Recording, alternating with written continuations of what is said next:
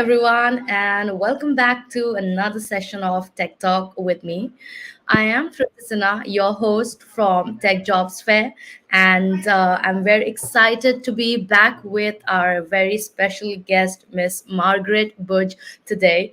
So let me give like a very brief introduction about her. She is a talent acquisition manager and an interview coach. She has empowered over countless job seekers worldwide, I think since 2006, helping them land dream roles, promotions, and of course better compensations.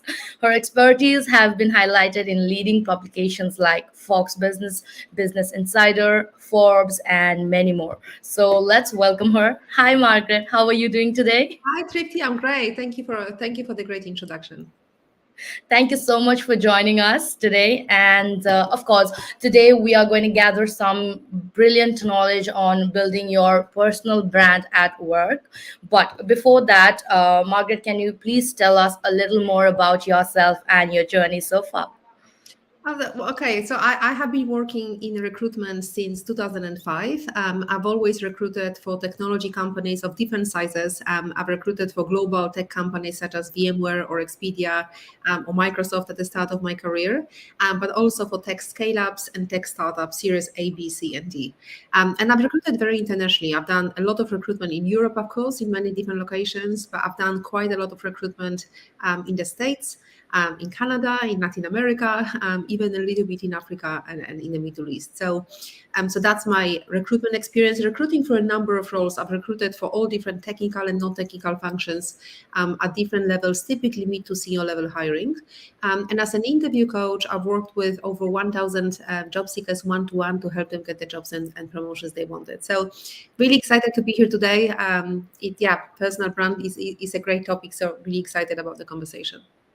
Yes, definitely. Same here. I'm really looking forward to gain more, insights about personal branding. So I guess I would love to begin the session by knowing and asking you what exactly is personal branding and why do we have to, have a personal brand? Absolutely. So personal branding essentially is a practice of marketing oneself and one's career as a brand.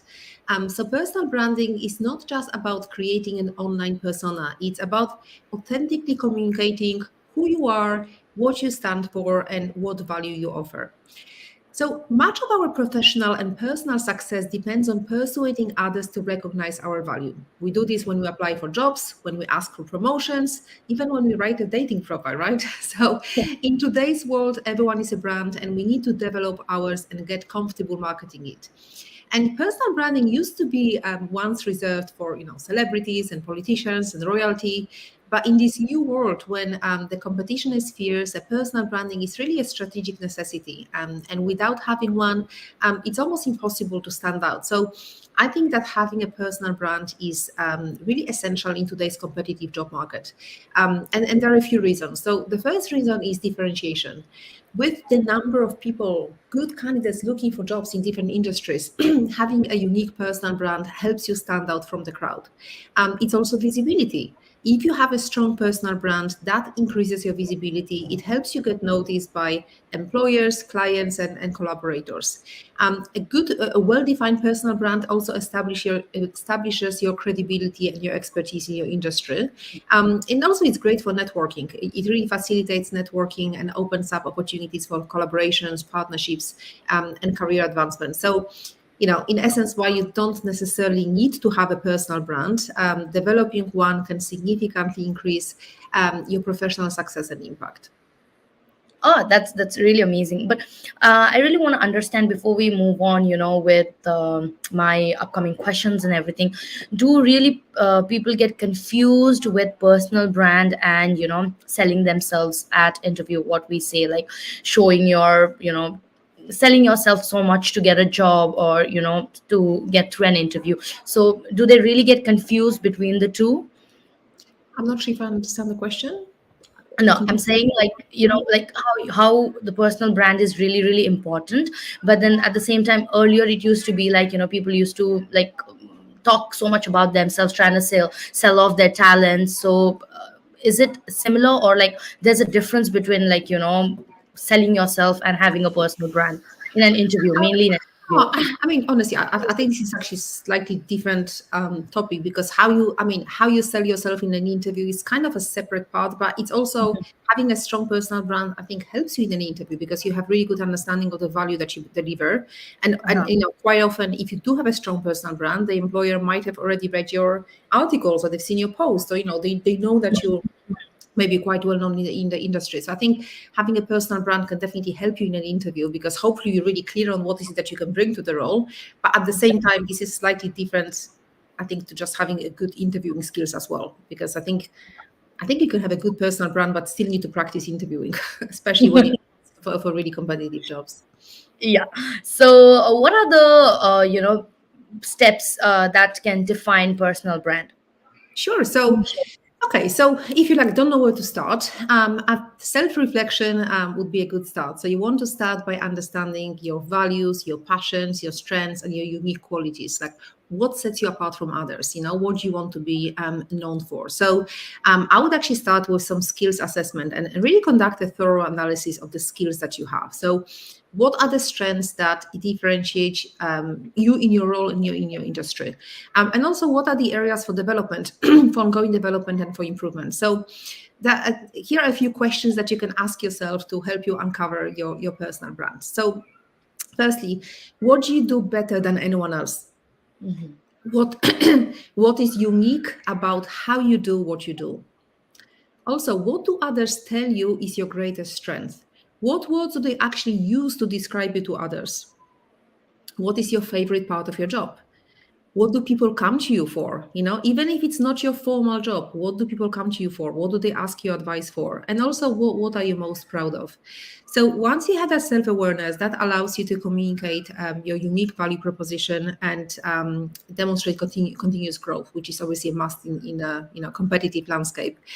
You also want to look at your values. So what are your core values? Maybe it's freedom, maybe it's integrity, maybe it's honesty, maybe it's adventure. So and if you don't know what the values are, just Google 100 most common values or something like that. You will find a lot of these exercises. But what principles guide your decision-making process? Because aligning your personal brand with your values ensure that your actions and messaging are consistent, building a brand that's both trustworthy and reliable. So that will be values. Then you also want to define your audience. So who's actually your audience? Is it employers? Is it industry peers? Is it clients if you perhaps have your own business? And also, what's your value proposition? You really want to identify what value you bring to your audience. So that's kind of as you do in interviewing, right? Whether you apply for a job or whether you meet with a client, you really need to Yeah. identify what's the value that you bring to your audience. What problems can you solve? How can you make their lives better? So given your business experience or studies, what can you bring to the table in your industry? For example, perhaps you've studied psychology and have insights into human behavior that allows you to offer valuable feedback to marketing teams. Or maybe you are a UX designer who understands how to create more accessible products. Or maybe your talent is analytics, and you know how to tell data-driven stories about why a business strategy is or isn't working. So whatever your area of expertise, how do you use it to add value to your individual work, team, or field, industry at large? So combined result of all these elements make up your personal brand. But then also, as you keep creating your brand, you also want to create your brand identity. So you want to have something that's consistent and authentic, including your name and tagline. I guess we'll talk about LinkedIn later, but you want to have a name and tagline, visual elements such as color and fonts and logos, and tone of voice. Especially in today's world, so you want to have some online presence. You want to establish a strong online presence across various platforms such as your website, LinkedIn, and any other social media profiles that will be relevant to your industry. And what can also help in establishing your personal brand is some kind of content creation. If you don't feel comfortable creating your own content, that's fine. Obviously, it would be good if you could create some content, whether it's blogs, articles, videos. But you can also share some interesting content that's related to your expertise or industry with your commentary. So that's something that you can use as well to build your brand. And then you also want to engage with the audience. You want to participate in discussions, networking events, conferences, and webinars. And I think a final one would be about feedback and iteration. So you want to ask for feedback from your audience and peers to kind of refine and improve your personal brand continuously. So even asking people that you had that know you well, maybe asking even a few people that know you very well and have worked with you, and people who maybe don't know you that well, like what are the first three words that come to mind when they think about you, in the professional capacity. So it's always good to get some feedback. Right. So once we build in, like, our, like, we follow the steps of building our personal brand, do we also share it with people, like, or like, how do we present our personal brand when it comes to presentation? So I think a good way to present your personal brand would be to have a really strong LinkedIn profile, which Mhm. we can obviously talk about that. But in general, like once you have your LinkedIn profile done, and yeah, I'm happy to give some tips about that. Like once you know the focus of your brand, you need to find ways to exercise it, and make it part of your professional development goal. So you might want to find some, like if you're employed by someone, you might want to find some like initiatives and organizational goals that are aligned with your brand. So have a look at the projects your team or your company is currently working on. Do they align with your personal brand? If so, raise your hand to participate. If you don't find what you're looking for, you might want to dig deeper and find out what's happening at the organizational level. So, especially big corporations often release annual reports around sustainability, the workforce development, like other specialty areas. So you might want to read them and connect with teams working on these issues that pique your interest. If you work for a smaller company, be vocal about your skill set. Ask how you can best support some of these like public facing projects. That's really a great way to increase your visibility and showcase your brand internally and outwards, right? And you also want to like frame your participation as a developmental or a stretch goal.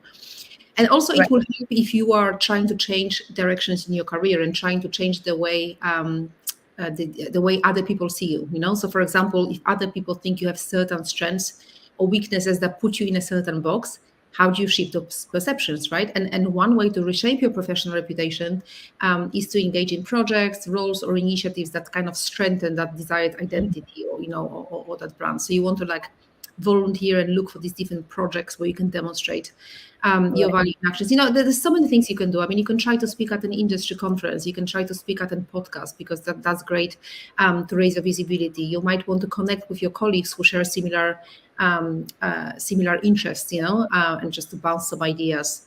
I also think it's kind of good to ask maybe one question at every meeting you attend.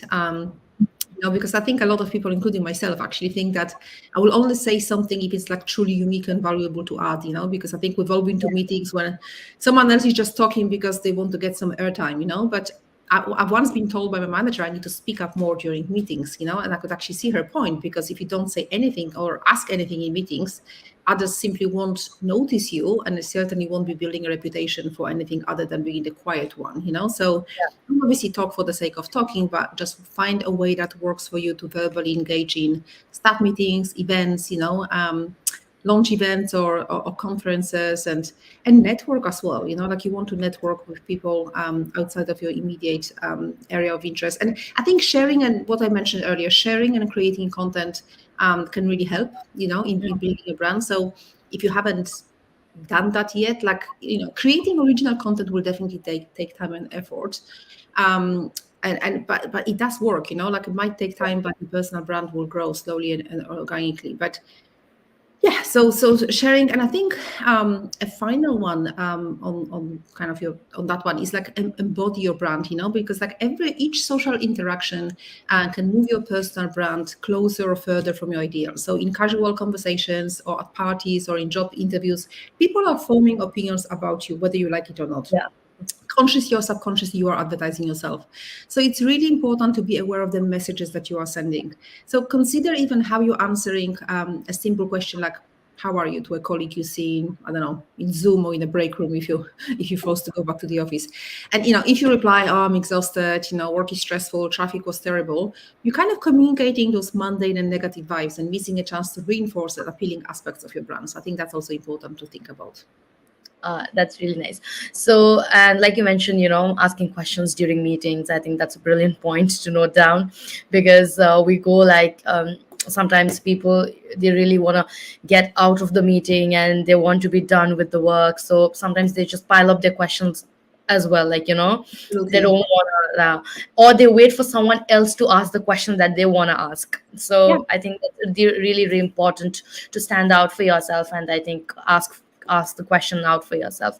I do have a very interesting question for you. This is regarding LinkedIn, and I guess you will have the Mhm. perfect answer for it. But just before that, I really want to understand: does a body language also, is it also involved in your personal branding? Like, when you go out to meetings and conferences and everything, does your body language also contribute to your personal brand? Well, I think it does, right? Because like even if you are in a job interview, like do you keep eye contact or do you keep looking through the wall? Like the first impression obviously contribute to your personal brand. So even just like really the basic stuff, like keep an eye contact, try to smile a little bit, firm handshake, don't slouch when you sit in a chair. Yeah, I think it all contributes to your personal brand and how people perceive you. Absolutely. Great. So, could you share some practical tips for maybe crafting a LinkedIn profile, which not only showcases the skills, but also, matches with the hiring managers and the recruiters? Sure. So that's a big topic, but I will just give some. Quick tips because creating a compelling profile requires attention to detail and kind of strategic thinking. A lot of people have their profile completed, but that doesn't mean the profile is actually optimized. So let me just give you a few tips. I mean, firstly, professional headshot. I mean, it doesn't have to be taken necessarily by a professional photographer, but you just want to have a headshot that reflects your personal brand and industry. So when I talk about the picture, I mean, as I said, it doesn't have to be a professional picture, but sometimes I look at pictures on LinkedIn, I'm amazed. It's like, a picture of you like very far away or like really like in a shade. Like it has to be, ideally, it really has to be a headshot. So I said, it doesn't have to be professional, but you just want to look at the camera, you want to smile, you don't want to have other people in the picture, you don't want to have a picture from a party. I've seen a picture of someone who was clearly like picture taken at a party with a drink and the other person was cut off. Like, who does that? It's just stupid. So yeah, have a professional headshot, in a good lighting that reflects your personal brand and industry. Engaging headline. So headline is very important. It's one of the first things that people see when they come across your profile, and it's very important to make it attention grabbing and informative.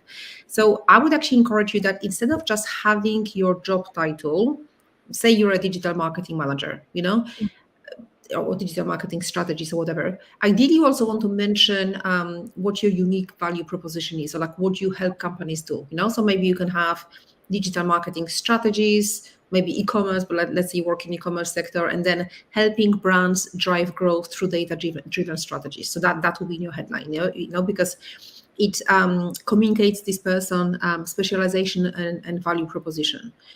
Or instead of having just software engineer, you could maybe mention some of your tech stack or mention that you are passionate about building innovative solutions for complex problems, if that's what you've done. Or for example, instead of saying that you are, graphic designer, you can add creating impactful visual experiences to elevate brand identities, because it Yeah. just emphasizes on creating compelling visual content for brands. So that will be about the headline. Then the summary section, and actually a lot of people don't have a summary section at all, or they just have like 2 sentences. Whereas the summary section is actually very important. It's probably one of the first things I look at as a recruiter when I'm looking for candidates. So you want to be able to craft a concise and compelling summary that showcases your unique strengths, accomplishments, and career goals. And you want to use keywords relevant to the industry. So to be honest, you can actually Google this, and there's actually quite a lot of articles. There's actually an article by LinkedIn about, I can't remember the title, but it's like if you Google LinkedIn, best examples of summary sections, you will actually find a really good article written by someone at LinkedIn with examples of strong summary sections and why they are strong. And I think that will give you some ideas. But in general, there isn't one way of writing a summary, but you might want to start with some kind of hook, like a compelling hook that grabs the reader's attention. If you can come up with something like that, I actually don't even have a hook, I think, but it could be a really good way to grab readers' attention. So it could be a statement about your passion, your expertise, or your mission. The very important part is that you highlight your unique value proposition. So you really want to communicate what makes you stand out from others in your field. So you want to focus on your strengths, skills and achievements that are relevant to your target audience. You might want to mention briefly is the keyword, about your career journey. But I wouldn't just, you don't need to repeat what they can see on your LinkedIn profile. You just might want to mention some key experiences, accomplishments and milestones, or any kind of key initiatives that you have been involved in. And you might want to showcase some of your passion and values, so whether it's like your commitment, your enthusiasm for your work, or your commitment to making a positive impact. And you also might want to have a call to action. So conclude your summary with a call to action, inviting readers to connect with you, explore your work further, or reach out for collaboration opportunities. So when you have a really compelling headline and summary section, you can effectively communicate your professional identity, your expertise, and your value proposition on your LinkedIn profile, making a strong impression on hiring managers and recruiters. And then a few other things. So experience section, a lot of people have just their job titles and company names, but ideally you want to mention some achievements under every job as well. Even if it's just a few bullet points. So highlight your relevant experience, achievements, and responsibilities in each role. You want to quantify your achievements whenever possible. You want to add some metrics. The same advice as for a resume, add some metrics. I have plenty of posts on LinkedIn on this topic, and articles as well. So that's very important. Skills and endorsements. You might want to list your key skills and also ask your colleagues or mentors, or just for endorsements to validate your expertise. If you have any relevant educations or certifications, you can include that as well. Recommendations, I think that's quite important as well. I think every time you leave a job, ask for recommendations. It's always good to ask for recommendations from former colleagues and clients and peers. Again, that adds credibility to your profile. If you have 20 years of experience and then you have 2 recommendations, that's just a little bit strange. And engagement. So you want to engage with your network by sharing relevant content, commenting on posts, and participating in any kind of industry related discussions. And finally, you want to make sure that you just update your profile regularly with new achievements, experiences, skills, and projects. Right. That's really interesting. I guess that active participation is needed in order to outstand yourself and let people know that you are there, and also connecting. Yeah, you know what? It doesn't have to take too long, because I think it can get quite overwhelming. I don't know, you have a full-time job and maybe you have kids. Uh-huh. Just 15 minutes every day. Everyone can spend 15 minutes, just responding to posts and engaging. You don't have to do it. I always check my LinkedIn in the morning, but there are days like today, to be honest, when I'm in back-to-back calls and meetings. I'm not looking at LinkedIn right now. I will later, but just in general, even if you just spend 15 minutes per day, that's better than nothing. And ideally, if you do post, try to post regularly. I mean, it all depends on, but post at least once a week. I mean, ideally 3 times a week, right? But you would want to be posting regularly. Yeah, also about posting, I see, initially it was all about just sharing your professional achievements or your anything that's related to your profession. People used to share that on LinkedIn, but now I also see there's some personal touch to it when they share some contents and posts. So what can we actually post on LinkedIn, if you can just add a little tip on that? Yeah, I think you can post a lot of things. I think the personal post could be interesting. It depends, because some of them are this really belongs on Facebook, in my opinion. Uh-huh. I think the personal post could be interesting, as in maybe just sharing your journey from, I don't know, someone posted recently, they've had a really bad, we all know the job market is challenging right now. So this person had they've applied for hundreds of jobs, and they were ghosted multiple times. Basically, it took them a year to find a job or something like that. It was basically, and that was a really personal post of the struggles, and finally they secured the job. I think it was a very engaging post that I've seen. You can post about any interesting events you've attended. So I spoke at the Tech Jobs Fair last day, right? So obviously, we all posted the next day. I posted on the same day. So that was great. Again, an opportunity to network, opportunity to connect. So if you attended an event that's interesting, you can obviously post that. Any kind of news in your industry, or even news in your company, you can share about that. Sometimes it's just actually you find an interesting article and you have an opinion on that, right? And it's relevant to people in your industry. You can share an article, obviously tag, you tag the author, or anyway, if you share it, you obviously don't need to do that. But And just what's your opinion? Like maybe you can Yeah. start a discussion based on that specific project.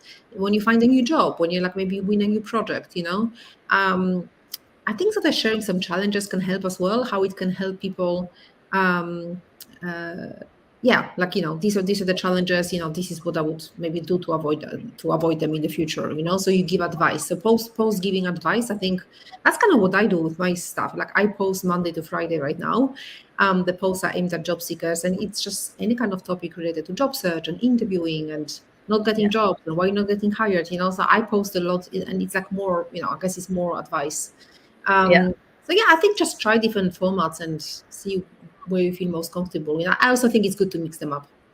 Yeah. I guess we just have to get started it with first, like Exactly, just exactly, posting, exactly. start growing it. Yeah, absolutely. And yeah, if you like, do, you can have your content content calendar later. I think just if you haven't started, just start. Yeah. And also, That's like another thing, don't get discouraged because it takes time. Like it's like if no one reads your post or no one notices your post initially, that's absolutely fine. But it just takes time. I think it really takes time. You need to yeah. be, and it also does help if you comment on other people's posts. I'm talking about like insightful comments. You get more visibility that way as well. Definitely, definitely. So, can you tell us a little more on like in what ways, can individual, especially at their early stage of their career, they can begin to position themselves as leaders in their respective industries, like Mm-hmm. especially at the So beginning phase. yeah, so I think even early career professionals can position themselves as thought leaders or aspiring thought leaders by sharing insights. So you can share your unique experiences, insights through blog posts, articles, social media updates. Um, Networking. So you want to connect with industry leaders, with influencers, with peers, to exchange ideas and to build relationships. Potentially speaking engagement. I know that's not for everyone, but if you can participate in industry events or webinars or workshops or conferences as a speaker or a panelist, that's a great way to build your personal brand. Um, Mhm. Mentorship potentially, like if you're really good at something, you can offer mentorship to junior professionals or students in your field. That can help as well. Yeah. Yeah, continuous learning. So you want to stay updated with the latest trends and technologies in your industry through ongoing learning and professional development. You want to collaborate with others, so any kind of collaboration with professionals on projects, or research, or initiatives within your field. And that consistent content creation, I really think it helps, at any level. Like if you regularly create and share valuable content related to your industry or your area of expertise, that can help. And maybe just a final one, like social proof is important. So seeking endorsements, testimonials, recommendations from peers, supervisors or clients to establish credibility too. So if something like goes really well, like let's say you've just finished a project in your job and the client is super happy with the project, ask a client to provide a recommendation on LinkedIn. You can even tell them what you kind of make it easy for them, like what you want them to mention. If you get laid off, great. I mean, not great, but people feel sorry for you, right? So they'll be happy to write recommendations. When I actually got laid off for one of my jobs a few years ago, I immediately asked all of my main stakeholders. Of course everyone felt sorry for me, right? So yeah, so I think I might have got like 7 or 8 in a day. So yeah, I think it's just a good idea to ask for it. That's really, really nice. So I think I just have one last thing to ask you. Like, how can individuals communicate their achievements, like with confidence and humility, like both, ensuring they make a lasting impression and without coming out to be like they're boasting about it, but Yeah. actually they want to celebrate it with everyone, with their network. Absolutely. So I think communicating achievements with confidence and humility is about striking the right balance, because you're right. You don't want to be the someone, hey, look at me. I've done, like, no one likes that. No one likes someone who's like Yeah. impressed, right? So I think firstly, focus on impact. You want to highlight the impact and the result of your achievements rather than just like listing them. like what's the impact on the company, what's the impact on the project. So, and that kind of goes for the job interview as well. You want to highlight the impact and results of your achievements. That goes for your CV. That's actually focus on impact goes for everything. Your LinkedIn profile, your personal brand, your interviewing and your resume as well. When you discuss your achievements, use the STAR, or the CAR technique, which context, action, results. So you want to provide some context for the situation, describe the action that you took, and then emphasize the positive results achieved. I think it's also important to share credit, right? Like you want to acknowledge the contributions of others, and you want to share credit when discussing team achievements. So if you worked as part of a team project, you wouldn't want to say, well, look at me, what I've just accomplished, right? You would actually mention the team, so that would be like a good way to build your personal brand and build their personal brand at the same time. So you definitely want to share credit. I think you also want to be genuine. Like you always want to be authentic and sincere in your communication. You want to avoid exaggeration or embellishments of achievements. You also want to choose the language that's confident but not like boastful. Like you want to avoid some superlatives and overly boastful language. And I think context is important as well. So you might want to provide context for your achievements, to demonstrate challenges you face and how you overcame them. So you see, even when you post a post about an achievement, if you just say, oh, well, look at me, I've done this and that, that's maybe not that interesting. But if you actually share with the audience about what challenges you faced to achieve that, how you overcame them, that's probably going to be inspiring to someone who's going through a similar challenge. So that's good to mention. And you want to be grateful, like you want to express gratitude to people who have supported you in your achievements, whether it's colleagues or mentors or supervisors. And it's always a good idea to ask for feedback, like seek feedback from any kind of mentors or colleagues about how you come across when communicating your achievements. That's probably all. And I think that was really interesting about mentioning about the challenges you faced in order to achieve something, because there might be people out there who might be going through same problems and facing same challenges. I think that's really nice Yeah, that you yeah, absolutely. And I think sometimes it just like gives you like a light at the end of the tunnel. Like, these posts I saw last week, and actually I know that a lot of people with really good resumes who are looking for work, and they've been looking for work for a few months because the market is not great, especially at the more senior level, maybe depending on your location. I have friends who are going through that. So I know it's really challenging. So when you are like in that getting almost depressed because it's taking such a long time, and then you see a post from someone, well, I've applied for 150, or was it 550? I don't remember. But anyway, they've applied for loads of jobs. They've had loads of interviews. It's so bad. Like they got ghosted multiple times, literally twice at an offer stage. How bad is that, right? And then finally accepted one offer. So when you're still looking, I mean, at least that gives you some hope, right? Like, okay, well, it took them a long time, but they found that job. So it's going to happen for me as well. So yeah, I think that's good. I think that was very insightful, and I really want to tell out to my audience, like, don't worry. I think you can start building your personal brand if you don't have it right now. I think you can start building it right away. I think Yeah, first and foremost, absolutely. And there's no like rush. Just start doing that now. yeah. Yeah. Yes, and I think we've gathered a lot of insightful informations from Margaret, so you can utilize them. And I think getting started with your LinkedIn already, you're building and expanding your network. So I think let's just do it, like how Nike says, just do it, right? So. Absolutely. Exactly that. Just do it. So I guess we are here at the end of the session, right? So before we wrap this session up, Margaret, do you have anything that you want to share with us finally, like with our audience? Anything from your end? I think I've shared. I think I've shared quite a bit today, but actually, I will have a LinkedIn course coming up in the next few weeks, so I will share on LinkedIn when it's ready. But no, if you are someone who's struggling with your personal brand, feel free to follow me on LinkedIn. I have plenty of free resources I'm sharing daily. You don't need to pay for that. It's just literally daily posts that are aimed to help you with your job search and interviewing and your personal brand. So I'd be happy to connect with anyone. I've actually reached 30,000 connections, so I can't accept any new ones. But yeah, just happy to anyone can message me, and if you have any specific question after watching this recording, feel free to message me and I'll be happy to help. And thank you again, Tripti, for inviting me and for organizing that. I think it's a really important topic that a lot of people struggle with, and maybe they feel a bit overwhelmed. So I'm hoping that this information today has given you some clarity and some actionable steps that you can put into practice.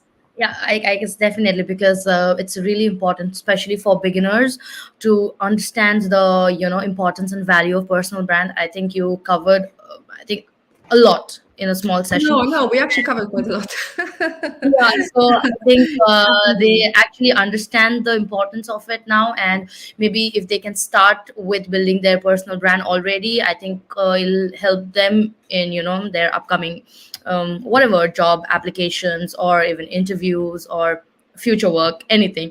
So thank you so much, Margaret, for your time and Thank you joining so us much for for today's inviting session. me. Just the additional update here, guys. If you are looking forward to build your career in tech industry and understand more about jobs and everything in the industry, you can always log on to our website techjobsfair.com and look for the events that's coming up, both virtual and physical. And if you're a job seeker, you can have your free tickets now. So thank you so much for joining us today, everyone. Until next time, take care, and yes, have a good day. Thank you, Margaret. Thank you.